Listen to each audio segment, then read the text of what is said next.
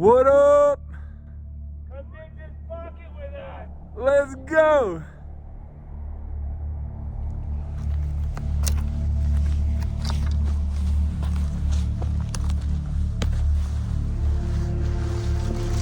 Oh, wow. Good job, Noah. This is Noah's discovery. Yeah. Noah, you got a nice white cluster just now. Haven't even gotten in yet. Huh? That's from here? This is from here. Yeah. Sick. Well, And then this one was right beneath it.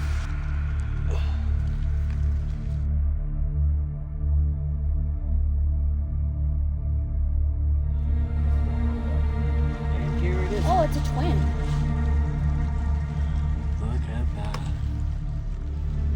There's a third one that goes on it, I believe. Yeah, there's the third one.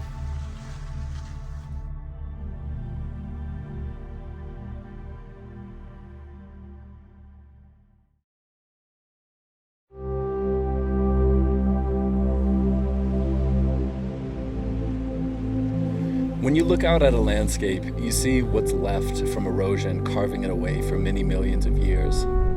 That erosion carves away the mountain and exposes patterns of mineralization, which, when followed, can lead to striking mineral specimens. Minerals are like colorful geometric artifacts that record Earth's history at a particular place and time, and ones that encode the chemical and physical conditions of Earth's formation. I enjoy the technicality of prospecting, the searching for a needle in a haystack. Pikes Peak batholith is 1.08 billion years old, and though a good portion of it is underground, there is 5,000 square kilometers exposed at the surface. And that is a pretty big haystack. Most things in the universe decay and tend toward disorder over time. Crystals seem to defy that. Finding something that's millions to billions of years old, yet still beautiful, has an inspiring impact on you. What does prospecting mean to you, and why do you do it? So prospecting to me is basically my life. When I was a kid, my mom would take me up to Lake George, which is a huge intrusive Pluton center up there. And we would just be digging through people's tailings at that time, looking for smoky quartz crystals, and it was awesome even just finding small little ones here and there.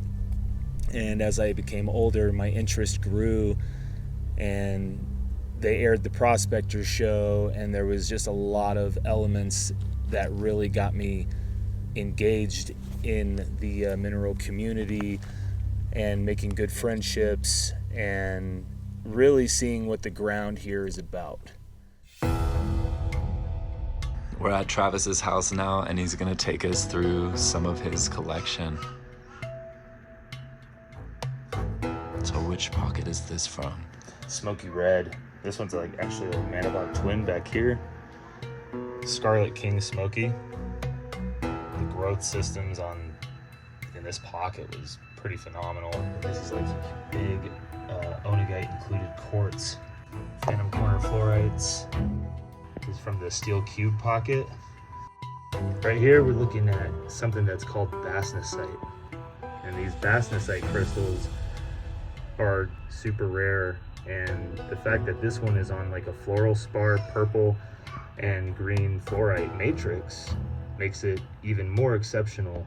You can actually backlight them and they'll like turn fire orange if you kind of get them close to the light there. I think I ended up with about 6 specimens out of there. One of the most striking things I notice about Travis's collection is some of his fluorites.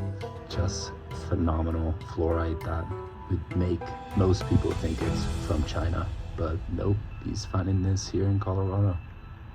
There's another one. This is from the Lucky Charms pocket. And all of these chlorite included fluorites are all twinned. And it's been a great way for me to teach both of my sons here how to find minerals and create a small business for themselves one day. Who doesn't want to be, up in the mountains? Look at this. This is quite amazing. Just all of this that we get to enjoy. And the treasures that we find up here, it just makes it all that much more worth the hikes and the stuff that we put ourselves through to get into these zones and to really appreciate what this granite can do. Most of the time, like I'd say the majority, whenever you wake up and go to the mountains and even sometimes the trail, they can be pretty difficult. And especially digging in the hole to get the crystals out and stuff, like it gets pretty hard sometimes. And yeah, It is physically demanding. Very physical. Very, very. How about you, Gatlin? Why do you do this? What makes this so amazing for you, the prospecting journey? My first time digging was when I was 4, and the mountain I hiked was not suitable for most 4-year-olds. Or any, for that matter. A few years after I started digging, I developed type 1 diabetes. Digging has been a way for me to escape the way of thinking about the diabetes. My first ever big smoky that I found was about an 11-inch smoky with a big rainbow fluorite right next to the tip. And it was a good crystal. And you actually found the first key to that pocket, which was an celestial on the ground, and it was flipped over. So the importance of flipping over rocks has always just been a really good trick of ours. And when you flipped it over, you came at me like, "Dad, look at this thing. This thing is amazing. Like, I'm taking this home. I don't care what you say." This was really, really like an exciting moment for him, and actually probably his first real pocket. We probably walked off that mountain with 6 full backpacks. Amazing.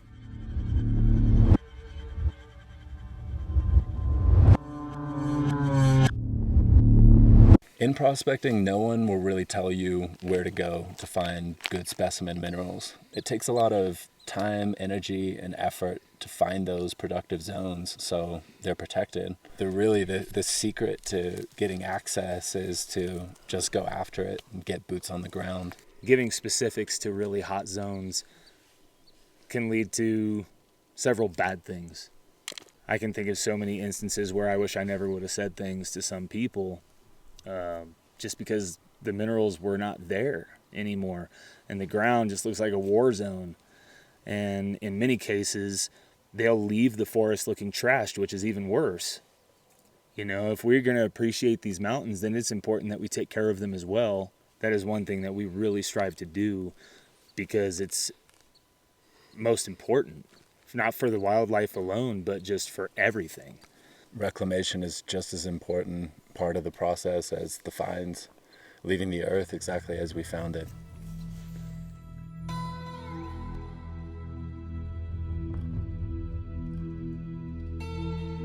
Earning my bachelor's in geology gave me a good foundation for prospecting. It taught me how to read geologic maps, how to interpret small-scale igneous textures, and general field geology.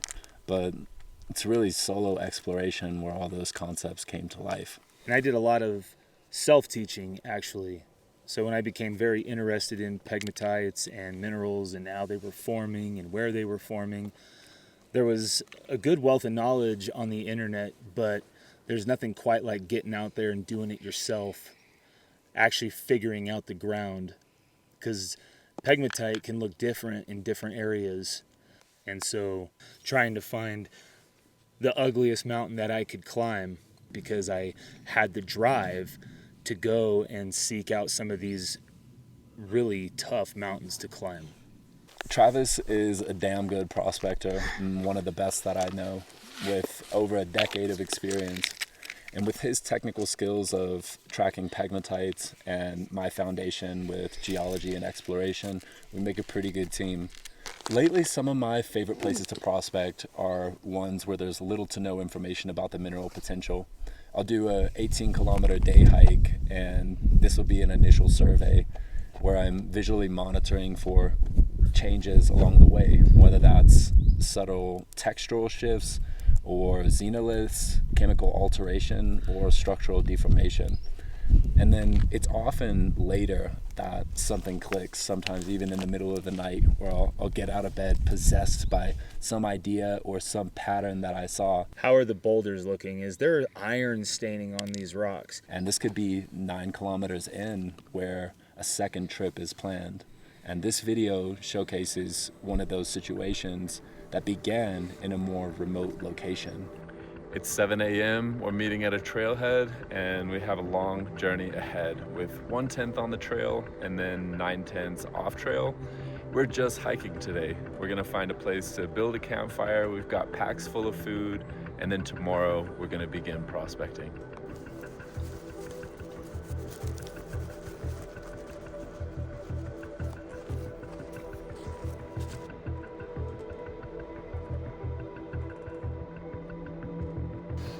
Don't even tell me that's. Yeah, look at that nice freaking feldspar. We're digging a fire pit and we bumped into a pegmatite. We're not tracking anything. We chose. That just came out of this hole, which is our designated fire pit in this section. This is our campsite. We chose a site in the most pegmatite dense area that we knew, and we just dig a hole. And here comes quartz faces. There's not even any pegmatite. It's just crystals.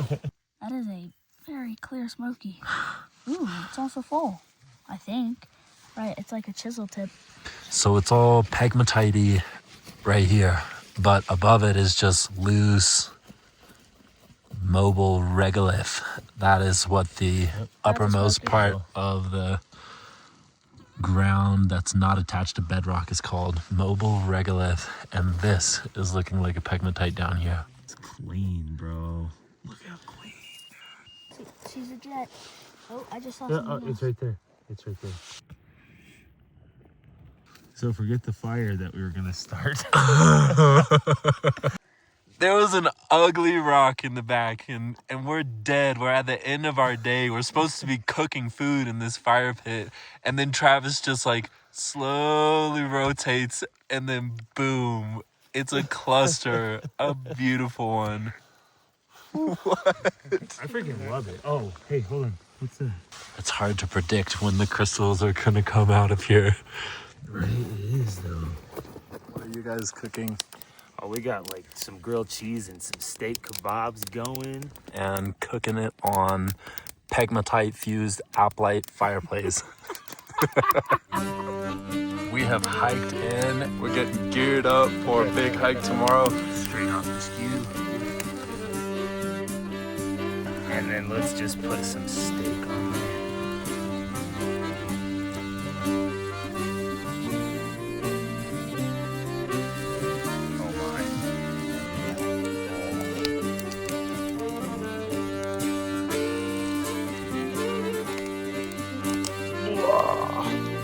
That's freaking fire.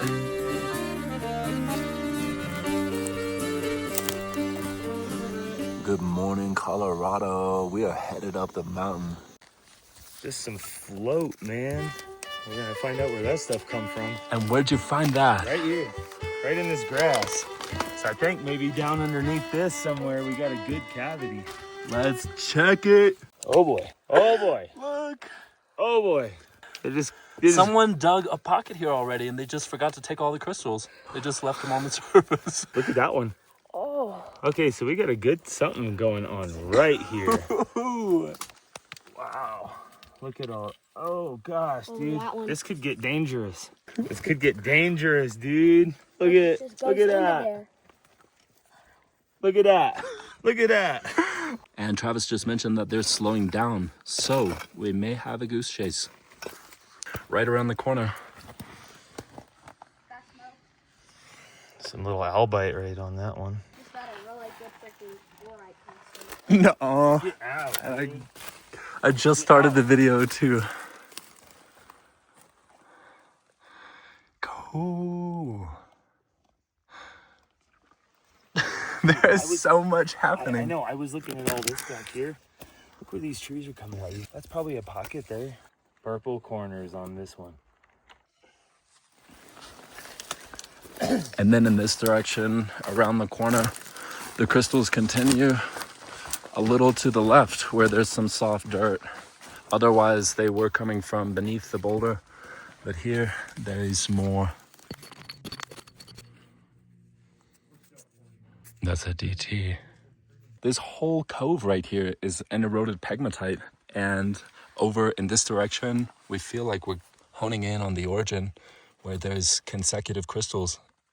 Gatlin just popped around the corner with the happiest grin on his face and something in his hand. Oh my gosh. Specimen of the day. I got bigger, nicer smokies. Really good job with the extraction, Gatlin. That looks really fragile. You did an awesome job with that. I heard screams echoing through the mountains, so we're gonna see what they're all about. More fluorites. Then all those in the middle are fluorites. Amazing. Oh, here's a smoky. Look how shiny back there. I think I just saw one actually. From the fluoride pocket, and they announced the arrival of a new species. That is a goethite crystal. Just a feldy. Sizable though. Very complete. Yeah. Oh. It's okay. We find a lot of feldspars, so it's all right. It's all right. And there will be more feldspars here too.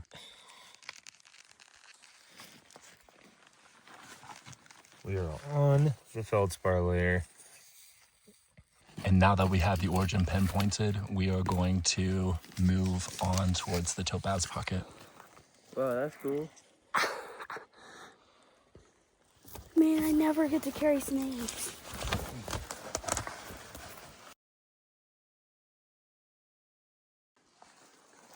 Here.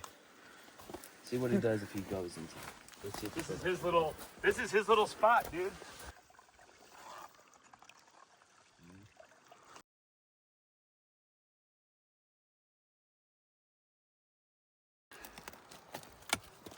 This is just below the pocket. That's the big one. There you go. It's a good size Oh crystal. no, it's a crit. That is a crystal. Awesome.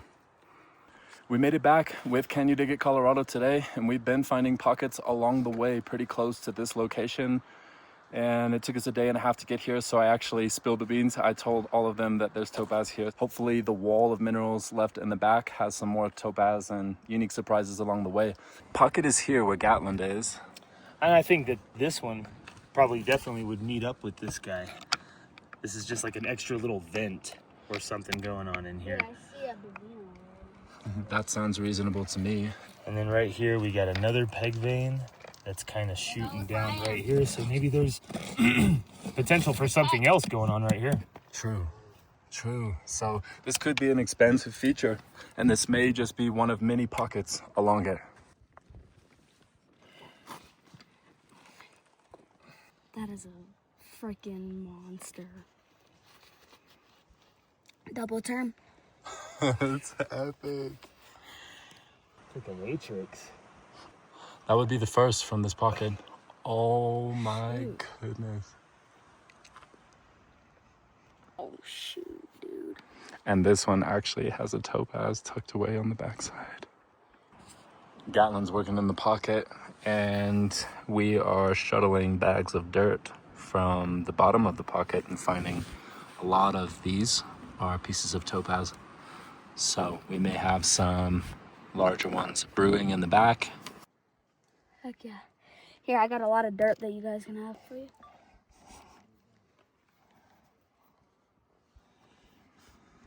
Let me get this It's stuff quite for a ya. piece. If you guys go through that bag, I'll freaking fill up another bag for you. Sweet. And in those bags, we are finding topaz crystals. This one is a nice sherry brown color.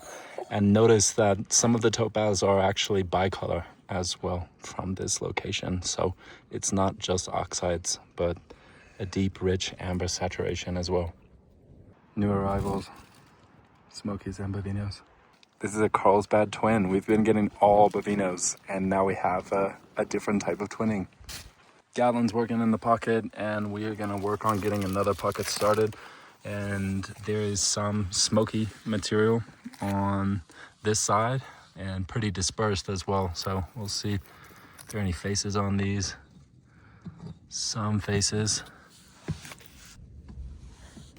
And more below, even more dispersed, but there's a pegmatite where Travis is. Yeah. They just pulled this smoky topaz combo from that location, so you know it's maybe the same pegmatite or maybe different. And it's gonna connect with this first pocket here. I think it's already going in that direction. Yeah, we're switching up positions. I'm gonna get in this pocket and just remove some material. Possibly the cleanest topaz from the pocket so far. Looking good on the interior faces and edges. So moving back in that direction. The crystals continue. This happened way back there, and it's at least another meter in with crystals continuing of good size and proportion. And these are the topaz from today. Travis busted out the most complete and clean topaz from today. Hidden gems of mountain stone on my mind, in my bones. Spark of flame, stories fill the night. And treasure waits those who seek in the walls on the peaks, breaking free as we get lost in time.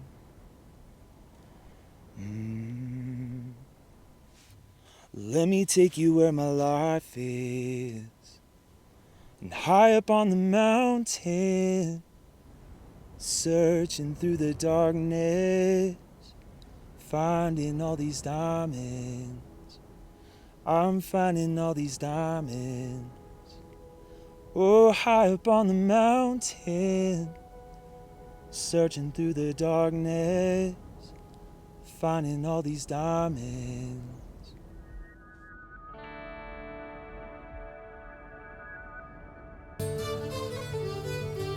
Day 3, and we're back to one of the locations that we hit on the way to the topaz deposit. Travis has just got into some really fat feldspars in the sunshine, and then over here, following this same pegmatite that he's working on, in this cove, there are crystals. Slow and steady, but the same quality, so we know they're from the same pegmatite.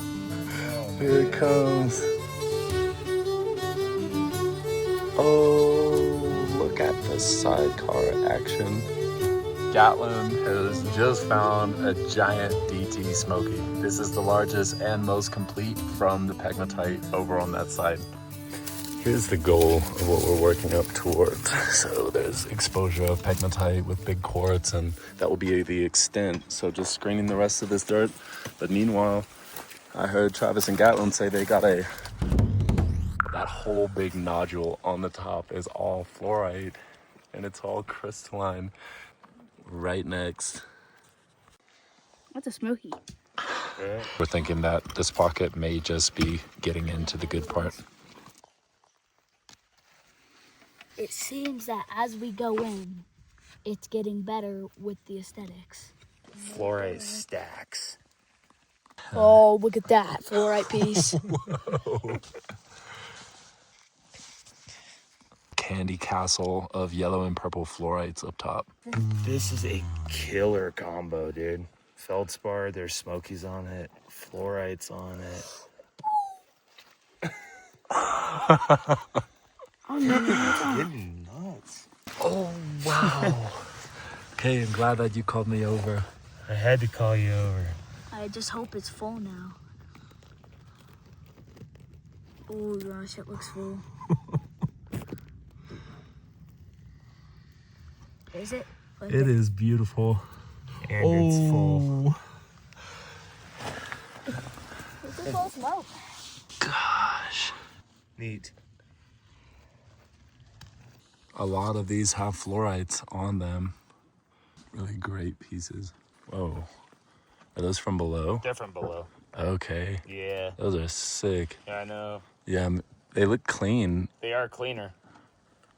We're splitting everything up. They said that it's not slowing down, so.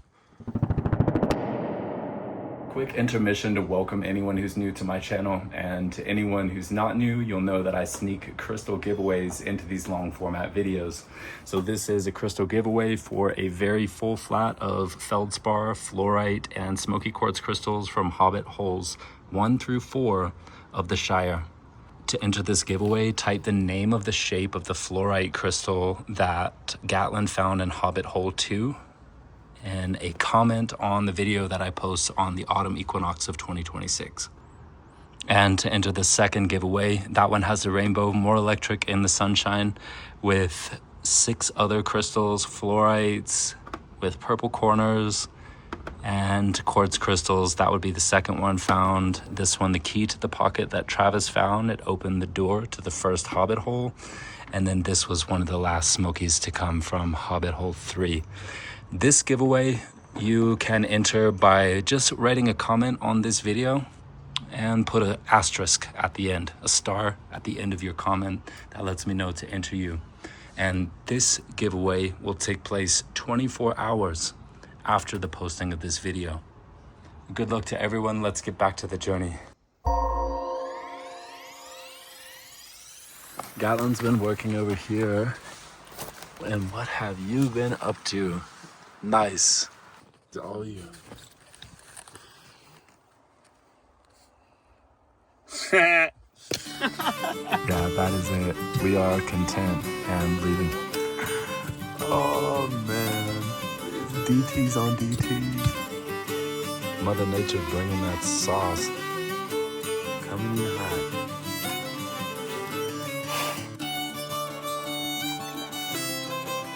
Yo!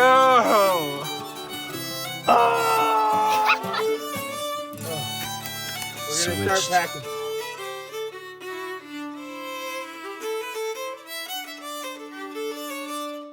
Being that there's so many DTs, all of these had to break loose during formation to form on the other side, so there's a lot more work to be done here and play.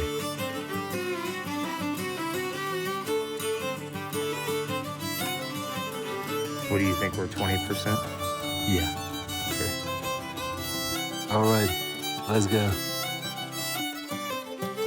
This site is reclaimed. Pocket does continue, but kind of slow. Some smokies, good microclimb, site reclaimed. Hobbit hole 3 was still going strong when we left off, and it's now reclaimed. May you be as abundant for the next hobbits as you were for us. So long, Shire. I met Travis and his family, honestly, it was at Hogwarts. Like, I'm not supposed to say that, but that's where it was. And at the time, both of us were taking classes in pegmatology. My advisor was Hedwig the Owl, but he was sick.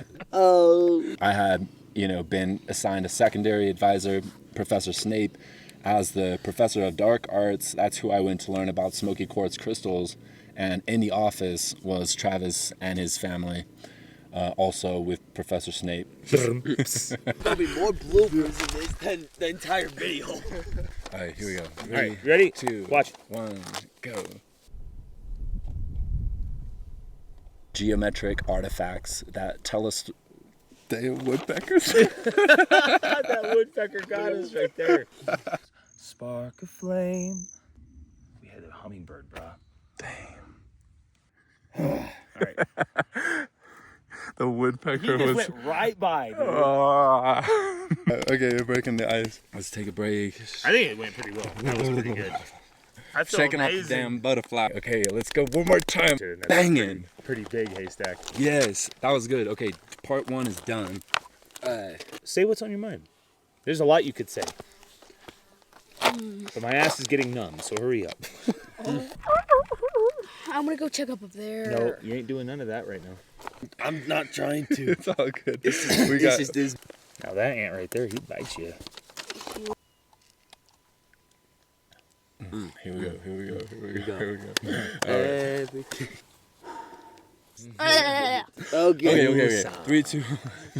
After we'll check out what pagmatite. Pagmatite. Cool. Never Both heard of and you. pagmatite. And you. Okay, 3, 2, 1. 1. Action. Awesome. Thank you guys. I'm numb. I think I have a piece of pagmatite. Let me see that pagmatite.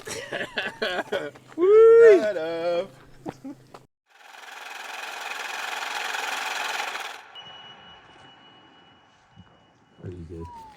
That's. Yeah.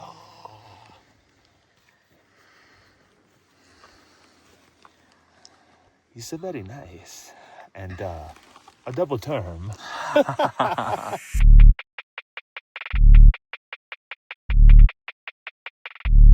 Oh, stories fill the night. Oh, yeah, yeah.